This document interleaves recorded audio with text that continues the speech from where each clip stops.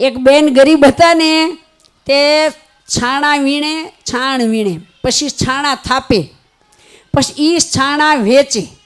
એમાંથી એનું ગુજરાન ચાલે આવી ગરીબી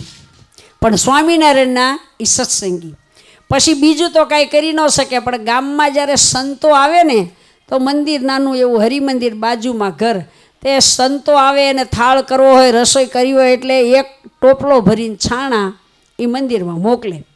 બધા કોઈ ગરીબ ને કે આટલા છાણા મંદિરમાં લઈ જાઓ સંતો આવ્યા છે કંઈ કે ભાઈ અમારે ગરીબ માણસથી રસોઈ તો દેવાય નહીં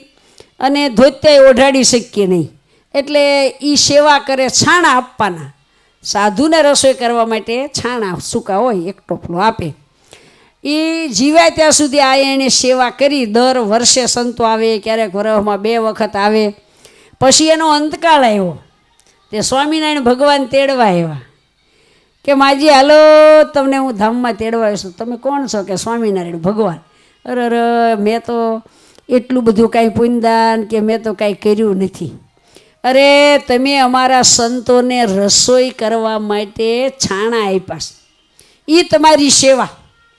લ્યો કેવા દયાળુ એને ધામમાં લઈ ગયા ધામમાં જવા માટે તો કેટલાય દાખલા કરવા પડે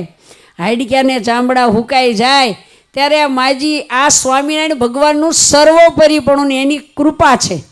એક છાણમાં એને અક્ષરધામ મળી ગયું ટોપલો છાણા આપ્યા ત્યાં આ ભગવાનની દયાળુતા છે આ ભગવાનની કૃપા છે અકારણ કૃપા કરી હોય ને જીવો માટે તો ભગવાન સ્વામિનારાયણે કરી છે માટે આવા તો કેટલાય ભક્તો થઈ ગયા।